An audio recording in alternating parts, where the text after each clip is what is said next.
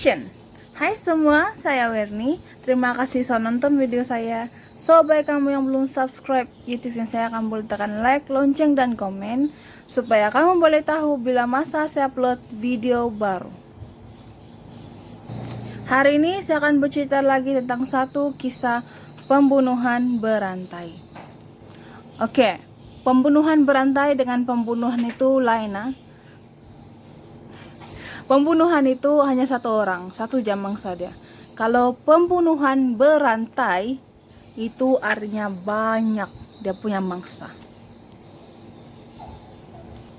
Dimana kisah kali ini menceritakan seorang lelaki, dimana dia kelihatan sangat peramah, baik hati, tapi tidak disangka-sangka dia memiliki hati yang seperti mangga.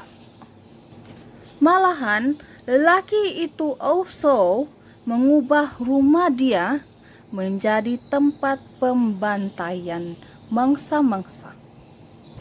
So, kalau kamu mau tahu apa kisah story untuk video kali ini, stay tengok video saya karena kamu akan mendapat sesuatu yang menarik. Nama lelaki itu Gacy, atau nama penuh dia John Wayne Gacy Jr. Dia lahir pada 17 Maret 1942 di Chicago, Illinois, Amerika Syarikat. Gacy merupakan anak kedua daripada 3 orang bersaudara.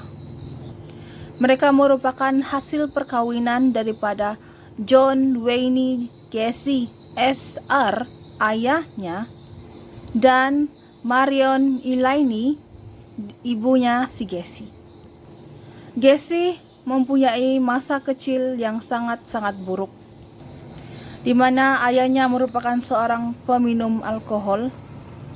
Setiap hari, kalau ayahnya si Gacy pulang ke rumah dalam keadaan yang mabuk, dia akan memukul ke semua mereka, 3 saudara dia dan dia punya ibu. Ayahnya akan pukul mereka sampai dia puas. Kalau ada 5 hari itu juga ada mabuk, 5 hari itu juga dong kena pukul. Yang lebih teruknya si Gacy, bukan saja dia kena pukul, dia juga dihina. Bapak dia cakap, kau ini bodoh, bilang dia.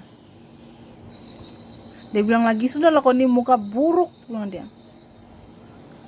Oleh itu, dengan sering dipukul oleh bapaknya si Gacy, dia pun mengalami satu penyakit di mana dia akan pingsan secara tiba-tiba.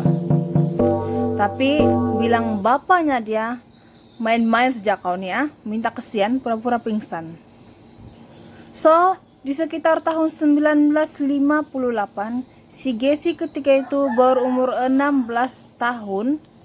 Dan di usia itu jugalah dia mengetahui bahwa dia mengalami satu penyakit. Dokter mengatakan ada satu gumpalan darah di otaknya si Gacy akibat daripada pukulan benda keras. So, dari situlah Gacy akan mengambil obatnya untuk kesembuhan dia punya penyakit. Tahun-tahun pun berlalu, puji Tuhan, bilang kita, si Gacy sembuh dari penyakit dia. Gacy sudah meningkat dewasa, dia pun berkawin dengan wanita pilihannya. Dari perkawinan itu, mereka mendapat 2 orang anak. Tetapi dorang punya hubungan relationship dia dengan dia punya istri tidak berapa baik. So dorang pun bercerai untuk kedua kalinya.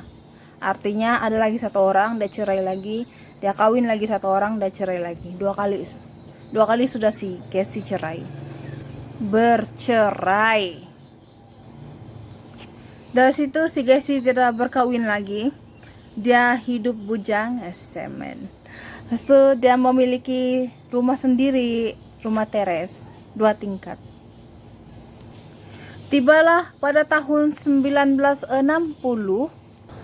Gacy telah berhenti kerja sebagai manajer makanan. Lalu beberapa tahun kemudiannya, Gacy pun bercadang untuk membuka bar, di mana bar itu di rumah dia. Artinya rumah dia kan ada 2 tingkat.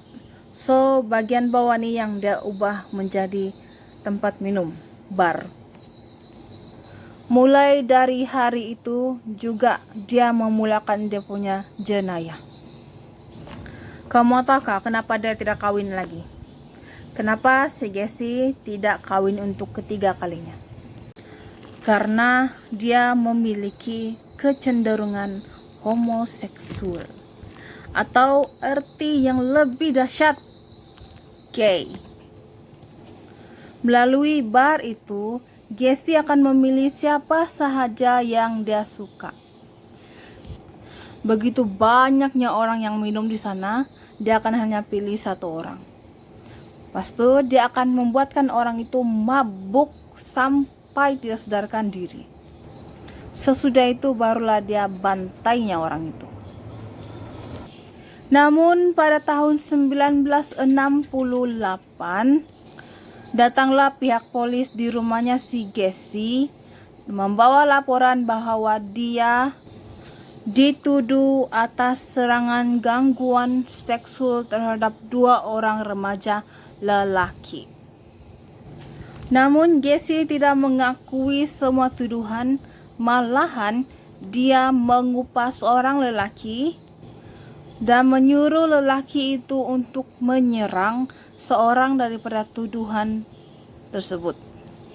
Lalu lelaki itu pun ditangkap. Dia pun berbicara kepada pihak polis, "Saya tidak bersalah. Semua ini saya lakukan atas bayarannya si Gacy." Akhirnya pada 3 bulan 12 1968, si Gacy pun tertangkap dan dikenakan hukuman 10 tahun penjara di lembaga pemasyarakatan di lembaga permasyarakatan negara bahagian Laos atas tuduhan gangguan seksual atas 2 orang lelaki tersebut. Hingga Gacy berumur 28 tahun, pada tarik 18 Jun 1970, tidak sampai 10 tahun pun, Gacy dipenjara, lalu dia dibebaskan lagi. Alasan kenapa dia dibebaskan, karena dia memiliki perilaku yang baik ketika dalam tahanan. Konon keluarlah sudah si Gacy dari penjara, confirm lah kan dia punya restoran tidak laku sudah, sebab dia sudah ada cash. Dia pun berpikirlah dia, aduh aku takut gimana lagi aku membuatnya supaya aku dapat rasa lagi, bilang dia. Kemudian selepas 4 tahun, pada tahun itu 1975, si Gacy telah mula membuat 1 karakter, yaitu badut. Dia mencari info sendiri, apa badut buat, apa cara makeup dia, apa dia punya kostum, dia cari sendiri. Sesudah itu berjinak-jinaklah si Gacy untuk mempromot dia punya hasil kerjanya. Dia akan pergi di satu tempat ke tempat yang lain, terutama tempat itu ada party, celebration, gathering, ataupun tempat yang banyak orang. Sampailah pada 6 Mei 1978, Gacy telah bergambar dengan ibu negara Rosalind Carter, istri kepada Jimmy Carter, Presiden Amerika Syarikat yang telah berkhidmat dari tahun 1977 sehingga 1981. Dan kalau kamu udah nampak simbol, 1 pin di bajunya si Gacy ada simbol S, yang berarti orang tersebut telah menerima izin khusus daripada United States Secret Service. Daripada. Namun, dari foto itu datanglah satu penyesalan dan malu, di mana Gacy telah ditangkap dan terbukti dia seorang pembunuh berantai. Macam mana cerita si Gacy? Cara dia tangkap macam mana?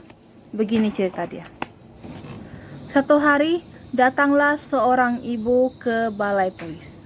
Ibu itu mengatakan, saya mempunyai seorang anak lelaki, tapi dia sudah lama tidak pulang ke rumah.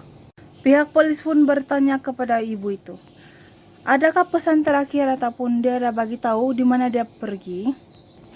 Ibu itu pun berkata, iya, dia beritahu saya bahwa dia mendapat pekerjaan baru. So dia harus berjumpa dengan bos itu untuk bercerita tentang pekerjaan yang akan dia lakukan. Dari situ polis tidak langsung menangkap orang itu ataupun si Gacy, karena mereka tidak punya bukti yang kuat untuk simply menuduh dia, walaupun dia sudah ada case. Tibalah satu hari, pihak polis mendatangi rumahnya si Gacy. Si Gacy pun melayan mereka dengan memberi kopi, suruh dorang duduk. Belum lagi itu pegawai polis mau duduk, dorang sudah terhidu bau yang sangat-sangat menyengat. So, dorang tidak terus macam menyerang begitu, dorang tetap still diam. Macam apa itu? Macam diam lah, macam pura-pura tidak tahu. Susah. Tambahlah pihak polis curiga. Keesokan harinya mereka mendapat izin untuk menggeledah rumahnya si Gacy. So, apa yang dorang jumpa di sana? Apabila digeledahnya rumah tersebut, mereka menjumpai 26 mayat yang sudah membusuk di satu ruangan kecil di bahagian bawah rumah si Gacy. Dan apabila mereka selidiki, semua mayat itu lelaki yang berumur sekitar 9 hingga 20 ke atas. Nah, dari situlah si Gacy tertangkap. Di soal siasatlah dia, si Gacy tidak ada banyak bantahan. Dia mengaku dengan jujur semua perbuatan dia. Si Gacy pun mula cerita. Sejak tahun 1972, selepas saya keluar dari penjara, dari situlah saya mula melakukan pembunuhan itu. Dimana semenjak saya punya bar sudah tiada orang yang masuk, saya akan berkeliaran mencari mangsa. Semuanya lelaki. Karena minat saya hanya untuk lelaki. Gacy akan memilih seseorang lelaki itu yang sedang bersendirian ataupun berjalan ataupun dalam kesedihan. Dia akan mula berbicara dengan mereka, mengajak mereka minum di rumahnya si Gacy. So, setelah orang itu sudah mabuk, dia akan memborgol kedua-dua tangan dia. Dia akan mengambil kain dan masukkan kain itu dalam mulut orang itu supaya dia tidak teriak. Dan dia akan ambil kain lain balik, dia akan lilitkan di leher ini, baru dia kasih sampai orang itu tidak bernafas dan sudah mati. Barulah saya menjamah tubuh orang itu ataupun tidur dengan orang itu. So itulah bagaimana cara si Gacy membunuh mangsa-mangsanya. Oleh itu tibalah pada tarik 6 Februari 1980 merupakan persidangan si Gacy. Di sana setiap tuduhan si Gacy tidak mengakuinya. Dia mengatakan saya sebenarnya gila. Saya tidak tahu apa yang saya buat, bilang dia. Jangan hukum saya, bilang dia.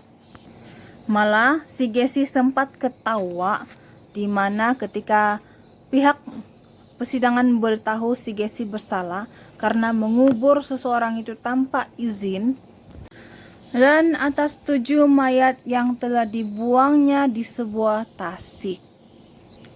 Apabila si Gacy dengar itu, dia tidak membantah, tapi dia ketawa dengan sangat ketawa betul dia.